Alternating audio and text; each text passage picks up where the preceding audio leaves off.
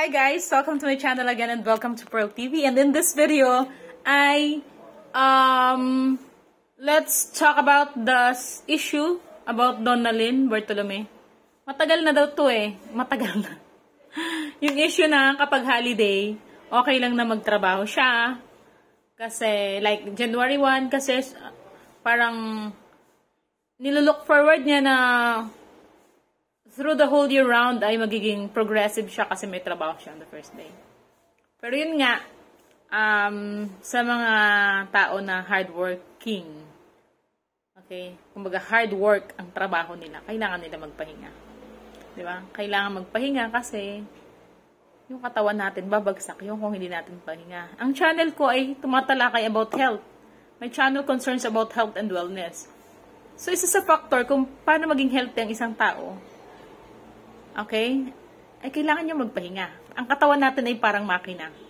Ang makina, pag hindi mo pinahinga, ma-overheat siya, madidisgrasya siya, at hindi mo na siya magagamit. Ganun din yung katawan natin. Kaya talagang sa mga tao na hard work ang ginagawa nila everyday, yung mga holiday, maganda din na magpahinga sila. Pero may mga cases na hindi talaga sila pinapayagan magpahinga kasi lalo kung walang staff na papalit sa kanilang post. Okay? Ang ginagawa ng mga company, binibigyan na lang sila ng regalo, cash, or any gift, okay? Para pakonseluhan sila. Kasi nga naman, kung hindi sila papasok sa araw na yun at walang ibang tao, so walang tatrabaho sa kampanya. So malulugi yung company. Where in fact, kung nandun sila at nagtatrabaho sila, kikita yung isang negosyo. So, case-to-case basis talaga yan. Nasa tao naman yan kung gusto nila magtrabaho or ayaw nila magtrabaho. Pero as far as health and wellness is concerned, ang pagpapahinga ay napaka-importante sa ating kalusugan. Mayaman ka man, mahirap ka man, diba? Kung travel ka nga ng travel, masama din sa katawan yung kahit mayaman ka, diba? Kailangan mong ipahinga. Hindi, that doesn't mean na work kailangan mong ipahinga yung katawan mo.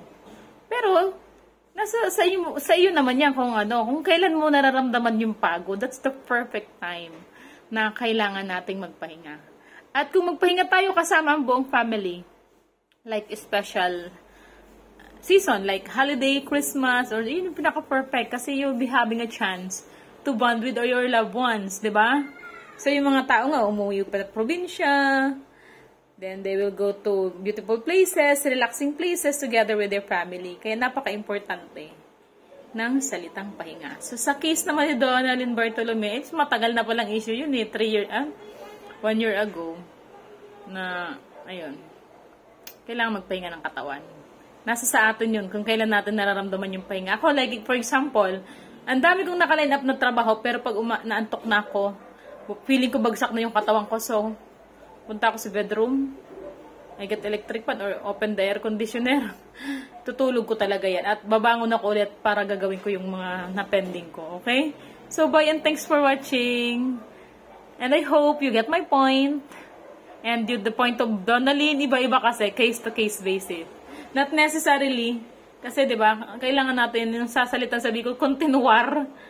Yung boss mo, kailangan ng katuwang.